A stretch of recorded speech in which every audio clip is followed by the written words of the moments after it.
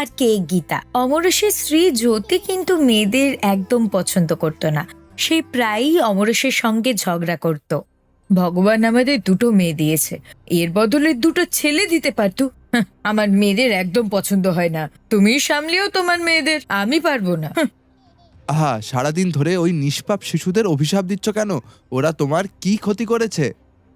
ক্ষতি করেনি, আমার সব স্বপ্নের উপর জল ঢেলে দিয়েছে। আমি চেয়েছিলাম ছেলে, আর এলো কিনা এই দুজন, পুরো দিন আমার মাথা ধরিয়ে দেয়। তুমি যে কোনো একজনকে সাথে করে নিয়ে যাও, আমি দুজনকে রাখতে পারবো না। শুনলে তুমি? একদিন অমরেশের বউকে তার অসুস্থ বাবার খোঁজ নিতে তার বাপের বাড়ি যেতে হয়। শুনছো, আমি কাল গীতাকে আমার সাথে নিয়ে যাব। আমি 3 দিন পর ফিরে আসব। হ্যাঁ জ্যোতি, তুমি নিশ্চিন্তে যাও, আমি সব সামলে নেব। হ্যাঁ হ্যাঁ, আমি জানি তো। তুমি তো এটাই চাও যে কবে তুমি আমার কাছ থেকে মুক্তি পাবে। আরে তুমি সব কথা উল্টো ভাবে কেন নাও? যদি তোমার এমনই মনে হয় তাহলে তোমার যাওয়ার দরকার নেই। তুমি তো এটাই চাও যে আমি তোমার আর তোমার মেয়েদের পিছনে সারাদিন পড়ে থাকি, তাই তো? কিন্তু আমি যাচ্ছি। ঠিক আছে, নিজের আর গীতার খেয়াল রেখো। পরের দিন সকালে জ্যোতি তাড়াতাড়ি উঠে সব কাজ শেষ করে গীতাকে নিয়ে রওনা দিল বাপের বাড়ির উদ্দেশ্যে। আজ তাড়াতাড়ি সব কাজ সেরে গীতাকে খাইয়ে দাইয়ে তৈরি করে দিই। তারপর সীতা আর আমি ওই 3টে গরুকে নিয়ে জঙ্গলে ওদের চড়াতে নিয়ে যাব। জঙ্গলে পৌঁছে অমরেশ সীতাকে নিয়ে একটা বড় গাছের নিচে বসে পড়ল আর গরুগুলোকে ছেড়ে দিল খাবার খেতে। সকালে তাড়াতাড়ি ওঠার কারণে আর গাছের নিচে ঠান্ডা বাতাসের কারণে অমরেশ ঘুমিয়ে পড়ল। এদিকে সীতা খেলতে খেলতে বেশ খানিকটা দূরে চলে গেছে। অমরেশ ঘুমাচ্ছে দেখে গরুদের মধ্যে আলোচনা শুরু হলো।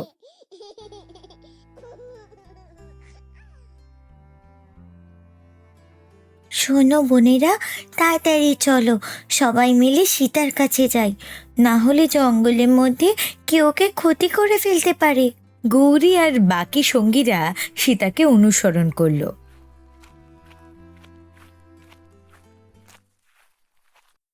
গিয়ে দেখে এক ভয়ানক রাক্ষস সীতার পাশে দাঁড়িয়ে আছে।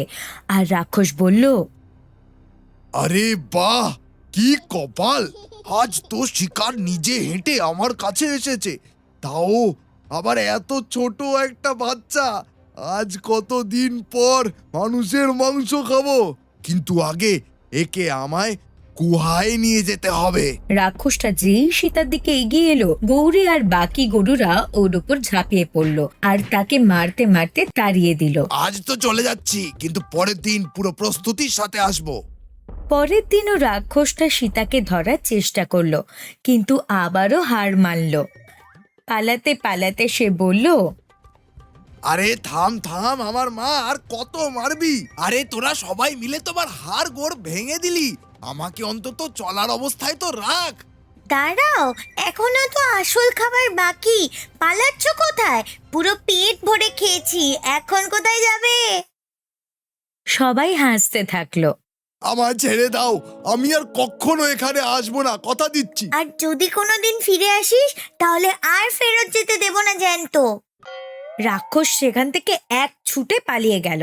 তোমাকে এখন আরো সাবধানে থাকতে হবে। এরপর সবাই একসাথে বাড়ি ফিরে গেল।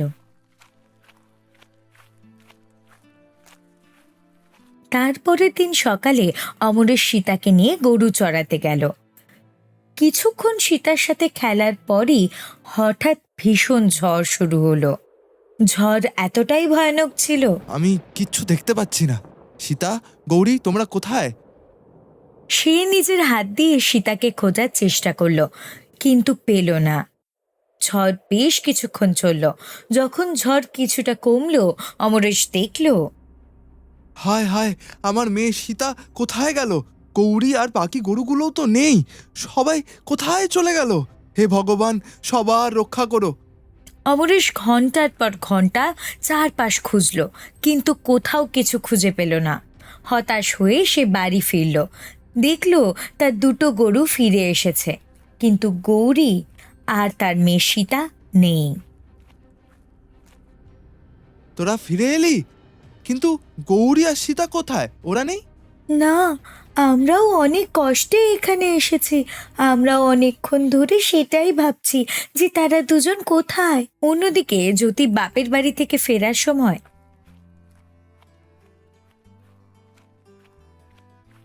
সে মনে মনে ভাবল, না হয় আমি গীতাকে এই জঙ্গলেই ছেড়ে দেই।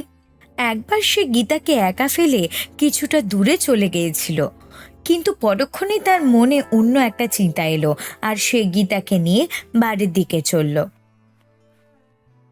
বাড়ি এসে সে দেখল অমরেশ কাঁদছে। সে জিজ্ঞেস করলো, হ্যাঁ, কি হয়েছে? এত কাঁদছো কেন? তুমি তাড়াতাড়ি বলো, কি বলো। অমরেশ কাঁদতে কাঁদতে সব ঘটনা জ্যোতিকে জানালো। শুনে জ্যোতির চোখে জল এলো আর বলল, যদি আমি গীতাকে রাস্তায় ছেড়ে আসতাম তাহলে তাহলে অনর্থ হয়ে যেত। গীতার বাবা, কেঁদো না, যা হওয়ার ছিল তা হয়ে গেছে, এখন কেঁদে কি লাভ। জ্যোতির সীতাকে হারানোর কোনো দুঃখই যেন ছিল না। অমরেশ মাসের পর মাস সীতা আর গৌরীকে খুঁজল, কিন্তু দুজনের মধ্যে কারোরই কোনো খোঁজ পাওয়া গেল না। এমনকি আশেপাশের সব গ্রামে খোঁজ নিল, কিন্তু কোনো ফলাফল হলো না, শুধু নিরাশই হলো। এদিকে গৌরী সীতাকে নিয়ে বহু দূরে চলে গিয়েছিল। কি করি কিছুই বুঝতে পারছি না, বাড়ি ফেরার পথও পাচ্ছি না। এই ছোট্ট সীতাকে আমি কিভাবে সামলাবো? গৌরী হতাশ হয়ে গেল আর একটা নিরাপদ জায়গা খুঁজে নিল, আর সেখানে সীতাকে নিয়ে সেখানেই থাকতে লাগলো। কাছেই ছিল এক বিশাল নগর। সেই নগরের ধর্মরাজ ছিলেন খুব উদার আর দয়ালু, কিন্তু তাদের কোনো সন্তান ছিল না। রানী রভা দেবী লোকেদের কটু কথা শুনতে শুনতে ক্লান্ত হয়ে গিয়েছিলেন। একদিন, মহারাজ, আমরা আর কতদিন নিঃসন্তান থাকবো? আমরা কি কোনো সন্তান দত্তক নিতে পারি না? আপনি আজই কাউকে দত্তক নেওয়ার কথা ভাবুন, যাতে লোকেদের এই রোজকার খোঁজা থেকে আমরা মুক্তি পাই। আমি আর সহ্য করতে পারছি না। তুমি ঠিক বলছো মহারানী, আমি আজই বেরোচ্ছি। যতদিন যতদিন না আমি কোনো সন্তান খুঁজে পাচ্ছি ততদিন রাজমহলে ফিরবো না। তুমি তুমি ততদিন রাজমহল আর প্রজাদের খেয়াল রেখো, কেমন? কিন্তু মহারাজ, আপনি আপনার খেয়াল রাখবেন। তুমি নিশ্চিন্তে থেকো মহারানী, আমি তাড়াতাড়িই ফিরবো। মহারাজ নিজের প্রতিশ্রুতি পূরণ করার জন্য অনেক দূর পর্যন্ত বাচ্চাদের খোঁজ করতে লাগলেন। হঠাৎ তিনি এক নির্জন জায়গায় একটি শিশুর কান্নার শব্দ পেলেন। আরে, এই জনমানবহীন জায়গায় শিশুর কান্না! কে হতে পারে এখানে?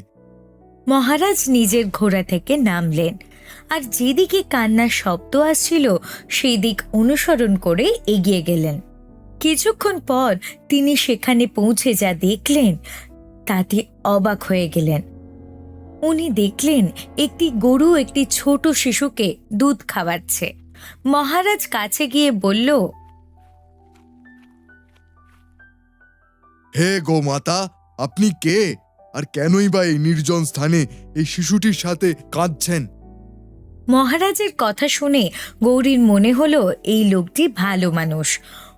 গৌরী মহারাজকে সব জানালো যে ঝড়ের কারণে তারা পরিবার থেকে বিচ্ছিন্ন হয়ে গেছে এবং বাড়ি ফেরার রাস্তা তারা পাচ্ছে না। তারপর গৌরী জিজ্ঞেস করলো, কিন্তু আপনি কে? মহারাজ নিজের ব্যাপারে সব বলল আর বলল, গোমাতা, আপনি যদি অনুমতি দেন তাহলে আমি এই শিশুটিকে আর আপনাকে নিয়ে আমার রাজমহলে নিয়ে যেতে চাই। আমি এই শিশুটিকে লালন পালন করতে চাই এবং রাজকুমারী বানাতে চাই, এবং আপনাকেও আমার রাজমহলে সসম্মানে রাখবো। এটা শুনে গৌরীর খুব আনন্দ হলো। সে বলল, মহারাজ, আজ ভগবানই আপনাকে আমাদের কাছে পাঠিয়েছেন, না হলে আমি এই শিশুটাকে আর কতদিন সামলাতে পারতাম। আপনার সিদ্ধান্ত আমার মঞ্জুর। মহারাজ আনন্দে পাগল হয়ে গেলেন আর সীতাকে কোলে তুলে নিলেন। তারপর গৌরী আর সীতাকে নিয়ে তিনি রাজমহলের দিকে গেলেন।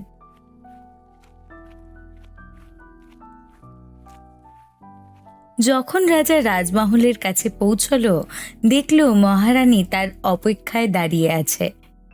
মহারাজকে আসতে দেখে রানী দৌড়ে গেল। মহারাজ, আপনি চলে এসেছেন, আর আপনার সাথে এই বাচ্চা আর এই গৌমাতা। তাড়াতাড়ি বলুন না, কি হয়েছে? আরে মহারানী, একটু শান্ত হও, আমি সব বলছি। তারপর মহারাজা সিপাহীদের ডাকলো আর গৌরীর এখানে থাকার এবং খাওয়া দাওয়ার ব্যবস্থা নিতে বলল, আর বললেন, সেপাইরা, আজ থেকে এই গৌমাতা আমাদের পরিবারের একজন সদস্য, এনার বিশেষ খেয়াল রাখতে হবে। তারপরে উনি সীতাকে নিয়ে মহারানীর সাথে নিজের ঘরে এলেন। মহারানী, নাও, এই তোমার মেয়ে সীতা। আজ থেকে এই শিশু আমাদের। আমি তোমাকে কথা দিয়েছিলাম না, মনে করো? ভগবানই একে আমাদের কাছে পাঠিয়েছেন। কিন্তু মহারাজ, এই বাচ্চা আপনি কোথায় পেলেন? তারপর মহারাজ মহারানীকে বিস্তারিত সব বললেন যে কিভাবে নির্জন জায়গায় বাচ্চা এবং গৌমাতাকে পেয়েছেন। দেখতে দেখতে সীতা বড় হয়ে গেল, আর আশপাশের গ্রামে ওর সৌন্দর্যের খ্যাতি ছড়িয়ে গেল। সীতা যেমন সুন্দরী, তেমনই সে দয়ালু এবং সংস্কারী। সে রোজ গৌরীর সাথে দেখা করতে যেত এবং তাকে ঘাস খাওয়াতো। আরে রাজকুমারী কত সংস্কারী, নিজের মা বাবার মতোই রাজ্যের কথা ভাবেন তিনি। ঠিক বলেছ ভাই, প্রতি সপ্তাহে সে রাজ্যে ভ্রমণে যায় আর সবার খোঁজ খবরও নেয়। কারো কোনো সমস্যা হলে সঙ্গে সঙ্গে সাহায্য করে। আমরা ভাগ্যশালী যে এমন রাজকুমারী পেয়েছি। মাতা, এই নাও, আজ আমি তোমার জন্য বিশেষ লাড্ডু নিয়ে এসেছি। বেঁচে থাকো মা, তুমি আমার কত খেয়াল রাখো। ভগবান তোমাকে পৃথিবীর সমস্ত সুখ দিক। এটা বলে গৌরী ভাবনায় ডুবে গেল। কি জানি অমরেশ আর জ্যোতির কি অবস্থা। গীতাও এখন এর মতো বড় হয়ে গেছে হয়তো। ভগবান জানে সীতা কখনো নিজের মা বাবা আর বোনকে খুঁজে পাবে কি না।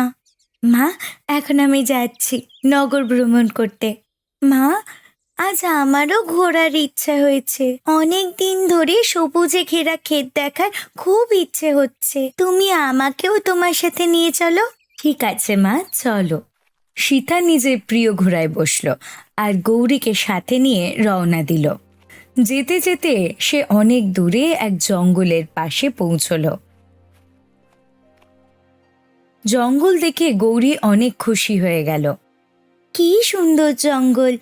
আমি একটু পরে আসছি, তুমি আমার জন্য অপেক্ষা করো। ঠিক আছে মা, কিন্তু তুমি তাড়াতাড়ি এসো, আমি এখানে গাছের নিচে অপেক্ষা করছি। সীতা গাছের নিচে কিছুক্ষণ আরাম করতে লাগলো। তখন গৌরী ঘুরতে বেরিয়ে গেল। আজ আজ যদি আমার সীতা থাকতো, তবে সে দেখতে একেবারে গীতার মতোই হতো। তাদের দুজনের জুটিটা কি দারুণ হতো, সীতা আর গীতা। হে ভগবান, আমার সীতা যেখানেই থাকুক তাকে খুশি রেখো, আর আমার গৌরীকেও নিরাপদ রেখো। কি হলো বাবা, তোমায় উদাসীন দেখাচ্ছে? মাঝে মাঝে আমার মনে হয় তুমি আমার থেকে কিছু লুকাচ্ছ। বলো বাবা। না রে মা, এমন কিছু না। আমাদের যে গৌরী নামে গরুটা ছিল তার কথা মনে পড়ে গেল। মনটা খুব খারাপ হয়ে গেল। সে তোকে খুব ভালোবাসতো আর তোর সাথে খেলতো। অমরেশ সবসময় গৌরীর কথা বলে গীতার কথা উড়িয়ে দিত। অমরেশ গীতাকে কখনো বলেনি যে ওর এক যমজ বোন ছিল। একদিন গীতার মামা এলো আর গীতার মাকে বলল, বোন, আমি কি কয়েকদিনের জন্য গীতাকে আমার সাথে নিয়ে যেতে পারি? আমি কি জানি, গীতা জানে আর ওর বাবা সারা দিন দুজনে কোথায় ঘুরে বেড়ায়। এর মধ্যে অমরেশ আর গীতা জঙ্গল থেকে গরুদের নিয়ে এসেছে। নাও, দুজনেই চলে এসেছে, এবার নিজেই জিজ্ঞেস করে নাও। জামাই বাবু, আমি কি গীতাকে কয়েকদিনের জন্য আমাদের নগরে নিয়ে যেতে পারি? না, আমি গীতাকে পাঠাতে পারবো না। বাবা, আমাকে যেতে দাও না। এখন তো আমি বড় হয়ে গেছি আর নিজের খেয়াল নিজেই রাখতে পারি।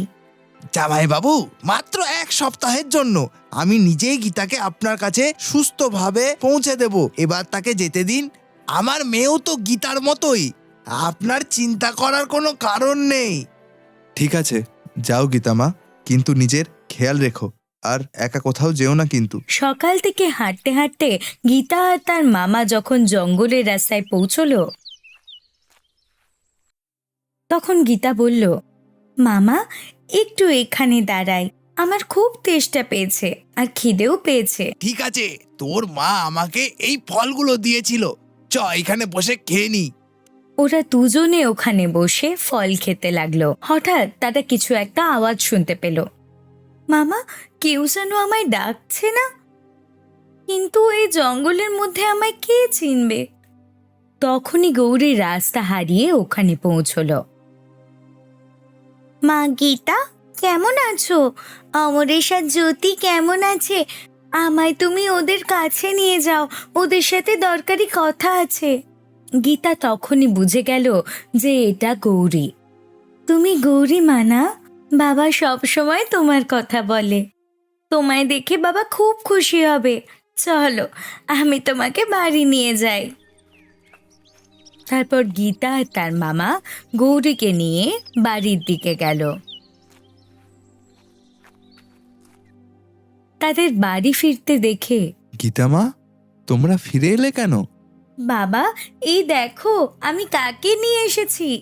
তারপর গৌরী অমরেশকে সব কথা খুলে বলল সীতা বেঁচে আছে আর সে রাজকুমারী হয়েছে। কি তুমি সত্যি বলছো গৌরী?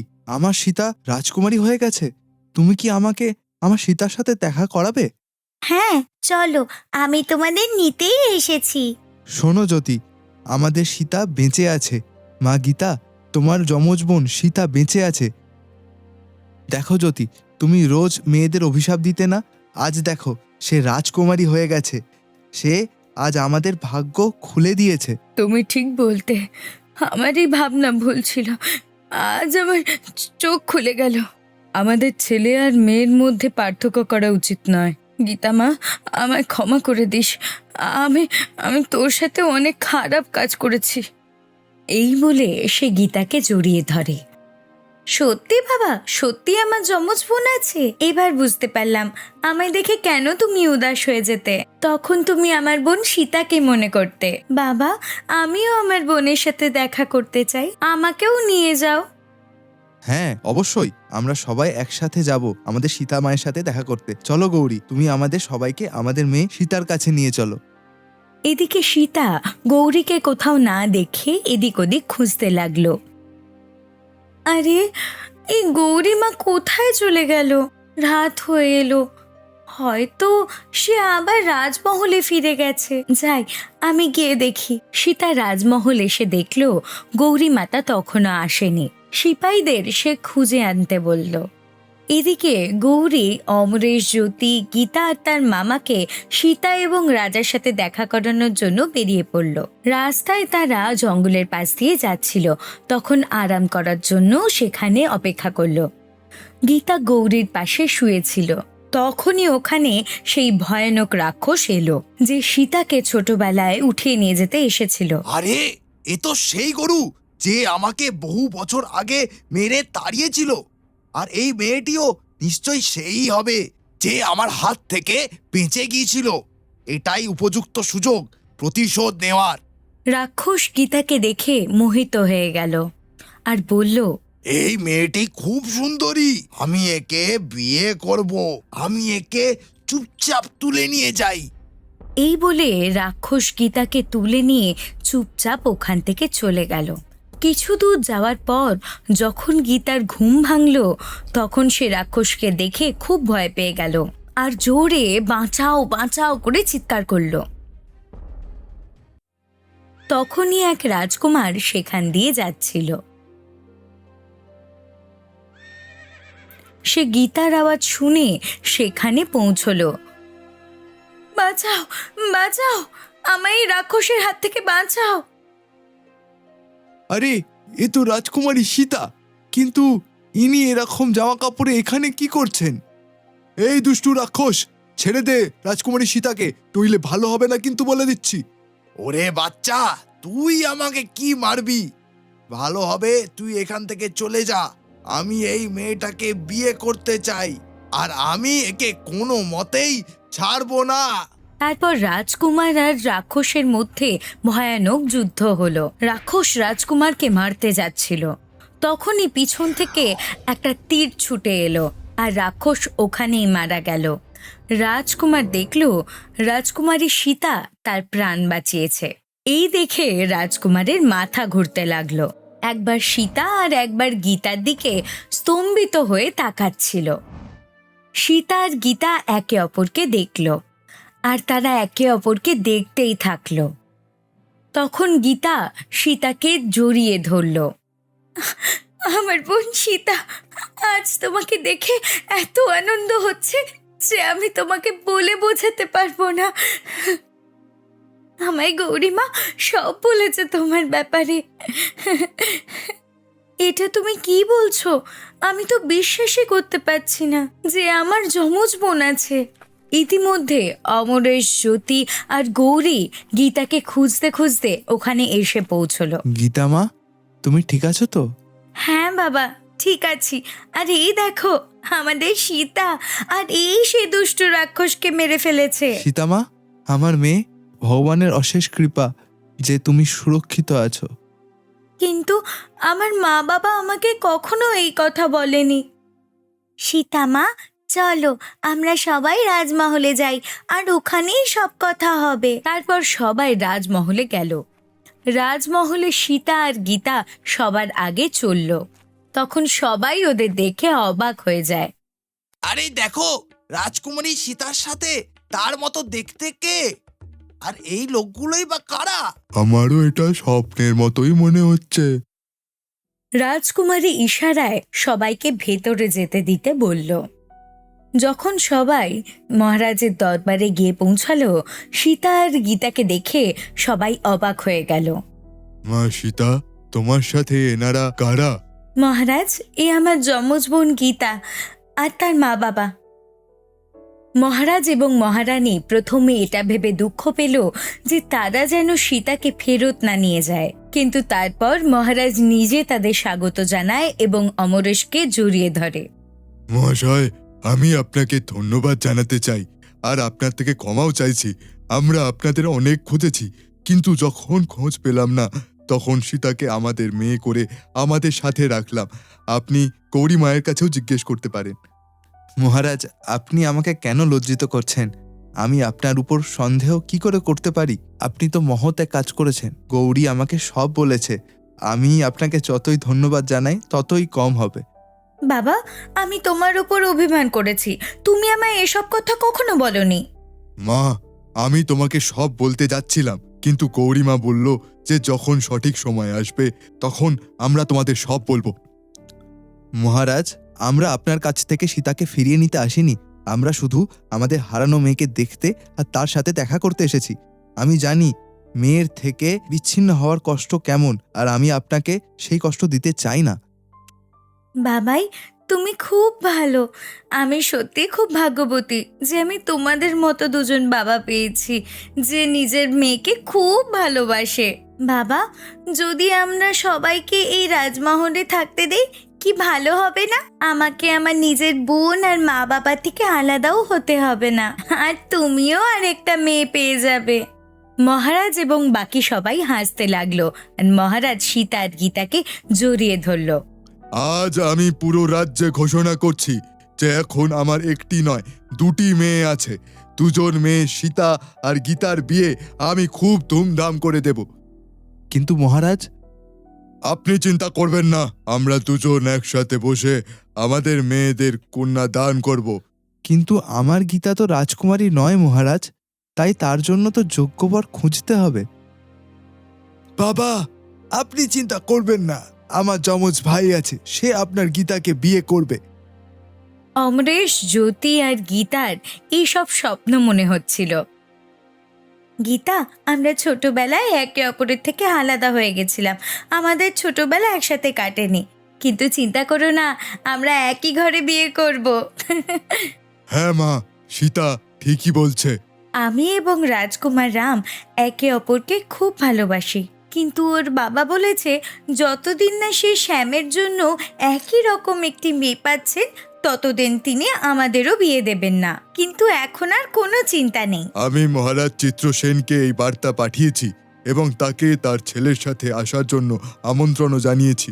মা সীতা, গীতাকে নিজের কক্ষে নিয়ে যাও।